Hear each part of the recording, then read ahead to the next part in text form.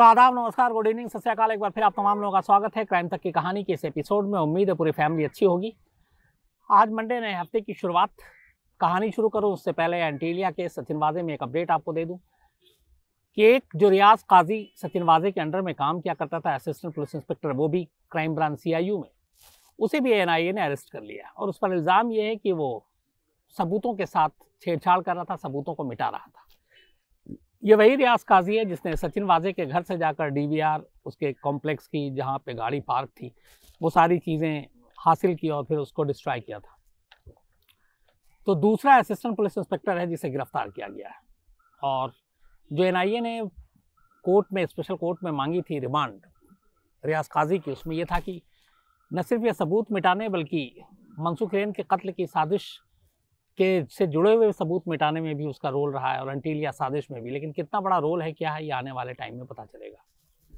और उधर CBI ने जो 100 करोड़ की वसूली का मामला, उसकी जांच शुरू कर दी है। अनिल देशमुख के 2 PA से बातचीत कर चुकी है, पूछताछ कर चुकी है और लगातार उनकी इंक्वायरी जारी है। ये 2 चीज़ें। तीसरी कहानी शुरू करूँ उससे पहले कि आपको मालूम है इधर लगातार पिछले कई दिनों से कोरोना बहुत तेज़ी से फैल रहा, बहुत तेज़ी से बढ़ रहा। पर डे जो है वो करीब 1.5 लाख केस आ रहे हैं और दिल्ली, मुंबई इसमें बहुत ज़्यादा आगे है। हालांकि UP, झारखंड, बिहार, इन सब जगहों पे भी है। तो अपना ख्याल रखिएगा, अपनों का ख्याल रखिएगा और बिल्कुल लापरवाही मत कीजिएगा। अब आज की कहानी पर आते हैं। किसी भी देश में जब कोई जासूस पकड़ा जाता है तो आमतौर पर उसके ऊपर अगर संगीन इल्ज़ाम है तो फिर उसका बचना मुश्किल होता है। आज की कहानी एक ऐसे CIA एजेंट की है जिसने पाकिस्तान में बीच सड़क पर 2 लोगों को गोली मारी। दोनों मारे गए, वो रंगे हाथ पकड़ा गया।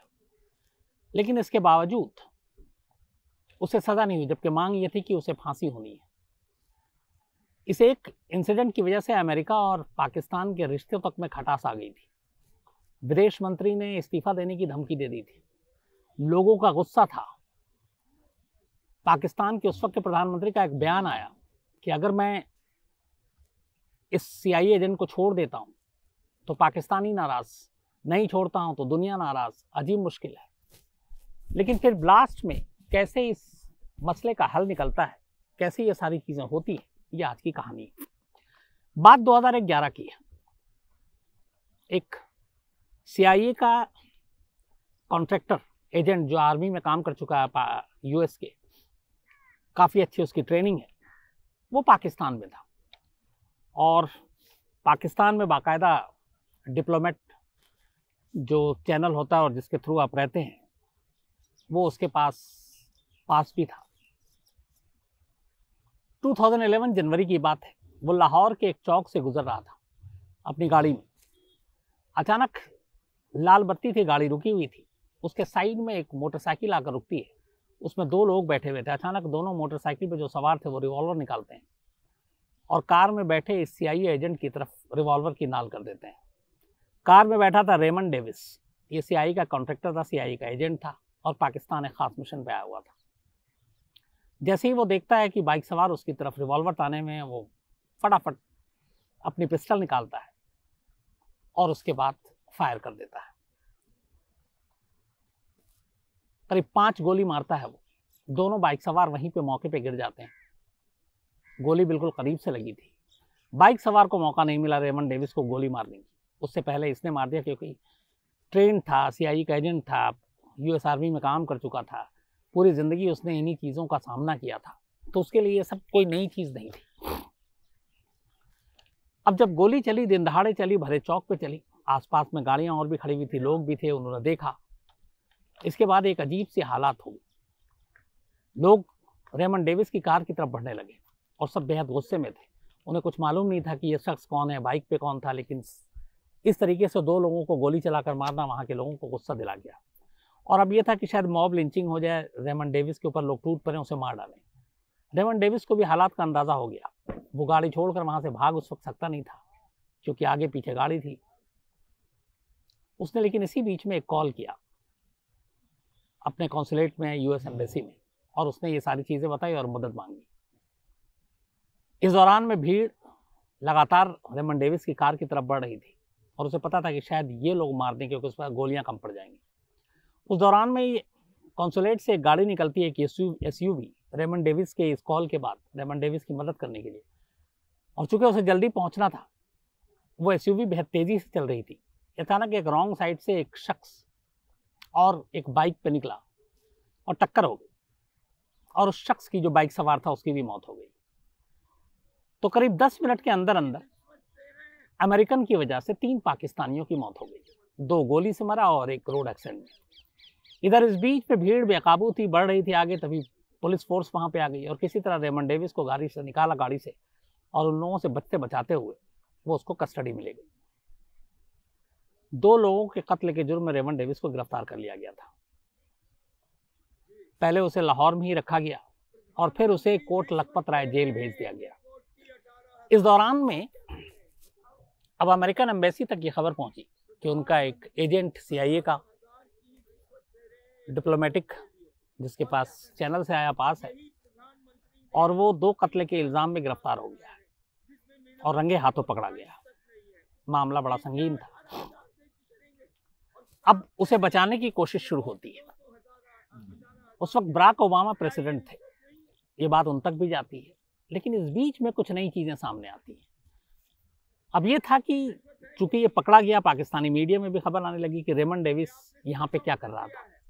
तो धीरे धीरे जो खबरें आई वो कुछ इस तरह से थी कि 2008 में जब मुंबई में अटैक हुआ था, लश्कर ने जो किया था, उसके बाद CIA को ये लगा था कि लश्कर की पहुंच इंडिया में इस तरीके से टेररिस्ट अटैक कर रहा है, ये आगे चलकर कुछ सिर्फ साउथ एशिया या एशिया तक नहीं रहेगा, बल्कि ये दुनिया के बाकी देशों को भी अपना निशाना बना सकता है। और 9/11 जो हुआ था, वैसी और चीजें हो सकती हैं। तो अमेरिकी खुफिया एजेंसी CIA ने लश्कर को जीरो इन किया और पता करने की कोशिश की कि इनके इरादे क्या है। और उस वक्त हाफिज सईद निशाने पर था CIA की टीम हाफिज सईद, उसके बारे में जानकारी, उसे ठिकाने लगाने की एक मुहिम चला रही थी। और कहते हैं रेमंड डेविस को इसी काम के लिए पाकिस्तान भेजा गया था, ताकि वो हाफिज सईद के बारे में ज़्यादा से ज़्यादा जानकारी इकट्ठा कर सके, और न सिर्फ जानकारी इकट्ठी कर सके बल्कि वो हाफिज सईद को ठिकाने भी लगा दे, और इसी काम के लिए गया हुआ था। इस दौरान में रेमंड पाकिस्तान पहुंचता है। उसके पहुंचने के कुछ वक्त बाद ही, ये जनवरी 2011 का किस्सा, जब उसने 2 लोगों को गोली मारी, उससे जस्ट पहले अमेरिका को एक बहुत बड़ी कामयाबी मिलती है। ये पता चलता है कि जिस ओसामा बिन लादेन को वो 9/11 के लिए ढूंढ रहा है अफगानिस्तान की तोरा बोरा पहाड़ियों में और कहाँ कहाँ, वो दरअसल पाकिस्तान के ही एबटाबाद में छुपा हुआ है, और अमेरिका के पास इसकी पुख्ता जानकारी थी। ये शुरुआती इनिशियल स्टेज की बात बता रहा हूँ। बाद में एबटाबाद में ही ओसामा बिन लादेन मारा गया। तो वहाँ ओसामा बिन लादेन की पुख्ता खबर मिली CIA के जरिए कि पाकिस्तान के एबटाबाद में पाकिस्तानी आर्मी का जो पूरा एरिया है एबटाबाद, वहाँ पे छुपा हुआ है। यह खबर बड़ी कॉन्फिडेंशियल थी, क्योंकि अमेरिका और CIA को पता थी कि अगर पाकिस्तान को ये भनक मिल गई तो शायद ओसामा बिन लादेन को एबटाबाद से सुरक्षित कहीं और शिफ्ट कर दिया जाएगा, और अमेरिका ये चाहता नहीं था। इसलिए अमेरिका ने यह तय किया कि पाकिस्तान को इस चीज़ में शामिल ही नहीं करेंगे, और ओसामा बिन लादेन या एबटाबाद या ओसामा से जुड़ी हुई कोई भी इंफॉर्मेशन पाकिस्तानी सरकार या मिलिटेंट्स, उनकी जो मिलिट्री है उनसे या उनकी खुफिया एजेंसी ISI से शेयर नहीं करेंगे। अब इधर ये खबर बिल्डअप होती है और पता चलता है कि वाकई ओसामा बिन लादेन एबटाबाद में है। इसके बाद ये था कि अब सारी जानकारी आ गई, ओसामा बिन लादेन को निशाने लगाना है और उसके एबटाबाद में हमला करना है। लेकिन यहाँ मामला फंस गया रेमंड डेविस कि रेमंड डेविस गिरफ्तार हो गया अचानक 2 लोगों के कत्ल के जुर्म में। अब ये था कि अगर ऐसी सिचुएशन में जब रेमंड डेविस, उनका CIA का एक शख्स, पाकिस्तान की जेल में बंद है और उस वक्त एबटाबाद में ओसामा बिन लादेन के खिलाफ ऑपरेशन चलाएं, तो बहुत मुमकिन है पाकिस्तान गुस्से में रेमंड डेविस को वक्त से पहले फांसी पे टांग दे, क्योंकि एक तो उसके देश में घुसकर इस तरह से ओसामा बिन लादेन को मारना ये किरकिरी होगी, और उसका गुस्सा और बदला वो लेगा रेमंड डेविस पर, क्योंकि उसके खिलाफ वहां कत्ल का मुकदमा चल रहा था, 302 मुकदमा दर्ज हो चुका था। तो ये डर था कि इस वक्त ऐसे सिचुएशन में मारना ओसामा बिन लादेन को रेमंड डेविस की जान को खतरे में डाल देगा। लेकिन ओसामा बिन लादेन भी बहुत बड़ा कैच था। ओसामा बिन लादेन को भी CIA छोड़ना नहीं चाहती थी और ये मौका हाथ से गंवाना नहीं चाहती थी। तो ओसामा बिन लादेन को भी निपटाना ज़रूरी था, इधर रेमंड डेविस को भी बचाना ज़रूरी था। तो ऐसे सिचुएशन में क्या हो, यहीं से अमेरिका और पाकिस्तान के बीच एक बातचीत हुई, लेकिन दबाव बनता गया और पाकिस्तान मना करती रही। उसकी वजह यह थी कि पाकिस्तानी पब्लिक में इस शूट आउट को लेके जो लाहौर के चौराहे पर हुआ था, बड़ा गुस्सा था और उनका ये था कि रेमंड डेविस को इस मामले में मौत की सज़ा होनी चाहिए, उसे फांसी होनी चाहिए।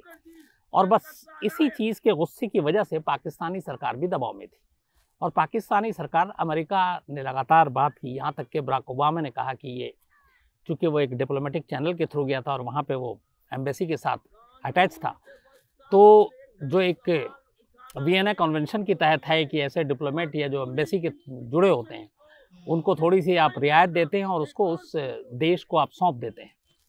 तो रेमंड डेविस के साथ भी यही होना चाहिए और उसे मौत की सज़ा नहीं मिलनी चाहिए।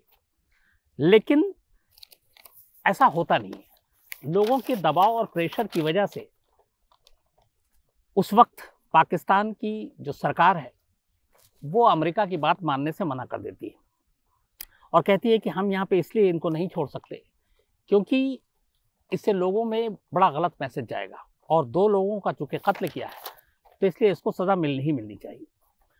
उधर रेमंड डेविस ये कहता है कि चूँकि मेरे पास और कोई ऑप्शन नहीं था, मेरे ऊपर किसी ने रिवॉल्वर तानी तो बदले में मुझे अपनी जान बचाने के लिए गोली चलानी थी और मैंने गोली चलाई, इसलिए इस मामले में मैं अपने आप को गुनहगार नहीं मानता हूँ। अब ये सारी चीज़ें चलती रही। उस वक्त जो फॉरेन मिनिस्टर थे पाकिस्तान के, शाह महमूद कुरैशी, उन्होंने कहा कि मैं इस्तीफ़ा दे दूंगा लेकिन रेमंड डेविस को रिहा नहीं करूंगा और अमेरिका को नहीं सौंपूंगा। इस दौरान में सारी बातें हुई लेकिन नाकाम रही। आखिर में कहते हैं सऊदी अरब ने इसमें दखल दिया। ओमान में एक मीटिंग हुई और ये जो मीटिंग हुई, ये मीटिंग हुई CIA चीफ लियोन पनेटा और ISI के जो चीफ थे जनरल अहमद शुजा पाशा, इन दोनों के बीच में, ओमान में सऊदी अरब के बीच में हस्तक्षेप के बाद इनके बीच में एक मीटिंग हुई कि रेमंड को कैसे छोड़ा जाए। इस मीटिंग के बाद Pakistani army chief general Kayani और अमेरिकन के जो आर्मी चीफ थे एडमिरल माइक मुलन, इनके बीच में एक मीटिंग हुई कि कैसे छोड़ा जाए। अब आपको पता है कि पाकिस्तान में सरकार से ज़्यादा सेना की चलती है और सेना और ISI लगभग एक साथ रहते हैं वहाँ पे, जो पाकिस्तानी खुफिया एजेंसी है। तो ISI की चीफ की मीटिंग हुई, उसके बाद जनरल कयानी की मीटिंग हुई CIA के चीफ से और US आर्मी के चीफ से। उसके बाद ये हुआ कि छोड़ा कैसे जाए। मसला ये था कि 2 लोगों के कत्ल का इल्ज़ाम और एक तीसरा शख्स जो मोटरसाइकिल से मारा गया उसको भी इसी केस से जोड़ा गया क्योंकि उसी को बचाने के लिए कॉन्सुलेट से अमेरिका का एक बंदा निकला था। तो अब ये 3 मौत और इनको कैसे छोड़ दे। आखिर में रास्ता ये निकला कि पाकिस्तान में शरिया कानून है, तो शरिया कानून को बीच में लाकर इस कानून के जरिए रेमंड को रिहा किया जा सकता है। और वो कैसे? वो इस तरीके से कि आपको मैंने पहले भी कई कहानी ऐसे सुनाई है कि जिसमें एक ईरान की हाल में कहानी सुनाई, फांसी होने वाली थी, एंड टाइम पे हार्ट अटैक हो गया। इस्लामिक मुल्कों में कई जगह पर जहाँ पे शरिया कानून है, वहाँ एक कानून है जिसको एक दियत कहते हैं। दियत को इंग्लिश में ब्लड मनी कहते हैं। अब ये ब्लड मनी या दियत होता क्या है? अगर किसी के परिवार का कोई शख्स मारा गया, कत्ल हो गया, जिस परिवार का वो शख्स जो मरा है, अगर उसके फैमिली मेंबर कातिल को माफ कर दे तो फिर उसे मौत की सज़ा से बचाया जा सकता है। ये शरिया कानून में है और कई देशों में है, सऊदी अरब में भी है, ईरान में भी है, पाकिस्तान में भी है, कि अगर कोई किसी का कत्ल करता है और कातिल को मकतूल के घर वाले माफ़ कर दे, माफ़ी दे दे, तो फिर उसे सज़ाए मौत से बचाया जा सकता है। तो अब रेमंड डेविस के लिए ये शरिया कानून को बीच में लाया गया। कहा गया कि अगर लोगों का गुस्सा है, अदालत के ज़रिए उसको, अगर एक तो अदालत में मामला और वैसे ही छोड़ दें तो और भी गलत मैसेज है, एक अमेरिका का जासूस है उसको छोड़ दें कत्ल के लिए और भी मुश्किल है। तो अगर शरिया कानून ले आते हैं तो लोगों का गुस्सा शांत हो जाएगा। तो यही तय हुआ कि उन लोगों को, जो 2 लोग मरे गोली से और एक बाइक पे जो एक्सीडेंट में, इनके परिवार वालों को किसी तरह मनाया जाए और ये जो ब्लड मनी है ये ऑफर किया जाए। कहते हैं कि करीब 18 लोग थे, माँ बाप भाई बहन सब मिलकर, और रजामंदी ज़रूरी थी। एक एक करके सबसे रजामंदी ली गई, लेकिन अंदर की खबर ये कि इनमें से ज़्यादातर लोगों को फोर्स करके कहा गया कि आप अपनी मंजूरी दें। और एक और भी चीज़ है कि जो लोगों ने मंजूरी नहीं दी, कहते हैं उनको गायब कर दिया गया। कुल मिलाकर 18 लोगों की रजामंदी लेकर पाकिस्तानी मीडिया और इन सबको बताया गया कि इन 3 लोगों की मौत के जो परिवार के लोग थे उन्होंने रेमंड डेविस को माफ़ कर दिया, और बदले में पाकिस्तानी अथॉरिटी ने $24 लाख इन 3 लोगों के परिवार वालों को दिए। अब ये पैसे CIA ने दिए, अमेरिका ने दिए, जाहिर सी बात उन्होंने दिए होंगे। तो कुल मिलाकर ब्लड मनी यानी कि माफ़ी के नाम पर $24 लाख इन 3 लोगों को दिए गए, और इन 3 लोगों के परिवार को। और उसके बाद रेमंड डेविस की रिहाई का रास्ता साफ हुआ। 49 डेज, कुल 49 दिन वो जेल में रहा, और 49 दिन के बाद आखिरकार शरिया कानून की आड़ में पाकिस्तान ने उसे रिहा कर दिया। रिहाई मिलते ही वो सीधे पाकिस्तान से अमेरिका पहुंच गया, और फिर वापस पाकिस्तान कभी नहीं गया। इसके बाद वो अमेरिका जाने के बाद हाल में ही उसने बाद में एक किताब लिखी, और इस किताब में उस पूरी कहानी का उसने जिक्र किया। ये जो किताब लिखी,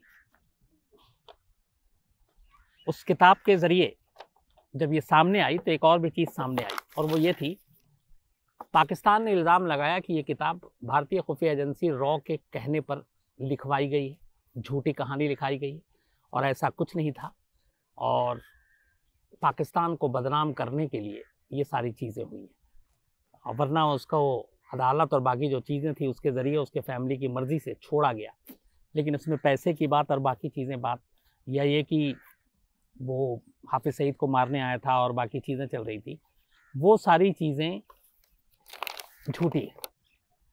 और ये रॉ की तरफ से ये सारी चीज़ें थी।